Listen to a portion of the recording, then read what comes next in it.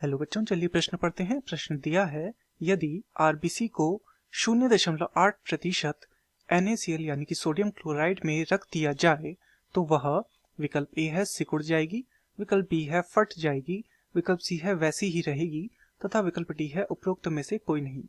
तो इस प्रश्न में हमसे एक प्रभाव पूछा गया है, यदि एक ऐसी स्थिति रखी जाए तो उस पर आरबीसी पर क्या प्रभाव पड़ेगा। तो इस प्रश्न की जो मुख्य अवधारणा है, मुख्य अवधारणा जो है वह प्रभाव बताने के विषय में है और यह प्रभाव हमें बताना है आरबीसी यानी कि लाल रक्त कणिका पर यदि उसे रखा जाए 0.8% NaCl यानी कि सोडियम क्लोराइड के विलयन में यदि उसे रखा जाए।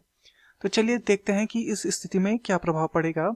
तो वास्तव में जो 0.8% NaCl का जो विलयन होगा यह एक समपरासरी विलयन की तरह कार्य करेगा। समपरासरी विलयन यह हो जाएगा, समपरासरी विलयन। अब समपरासरी विलयन होने का क्या अर्थ है? इसकी सांद्रता जो है वह बराबर रहेगी, सांद्रता इसकी बराबर रहेगी किसके?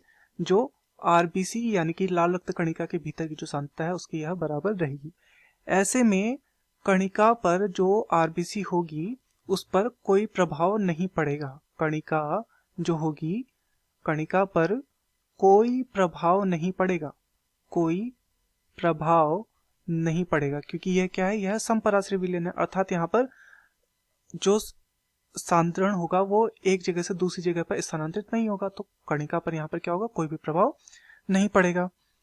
तो चलिए विकल्पों को देखते हैं। विकल्प ए है सिकुड़ जाएगी। तो सिकुड़ती तब जब यह अति परासरी विलयन होता, अति परासरी विलयन यदि यह होता तो ये तब क्या हो जाती? आरबीसी सिकुड़ जाती। तो ये हमारा उत्तर नहीं है। विकल्प बी है फट जाएगी। फटती तब ये जब यह अल्प परासरी विलयन होता, अल्प परासरी विलयन यदि यह होता तो यह आरबीसी को यहाँ पर फट जाना था। तो ये भी हमारा गलत हो जाएगा। विकल्प सी है वैसी ही रहेगी। बिल्कुल इसमें कोई भी परिवर्तन देखने को नहीं मिलेगा क्योंकि यह समपरासरी विलयन है। तथा विकल्प डी है उपरोक्त में से कोई नहीं, तो यह भी हमारा गलत हो जाएगा। दिए गए प्रश्न का सही उत्तर होगा विकल्प सी, वैसी ही रहेगी। मैं आशा करता हूँ आपकी यह समझ में आया होगा। धन्यवाद।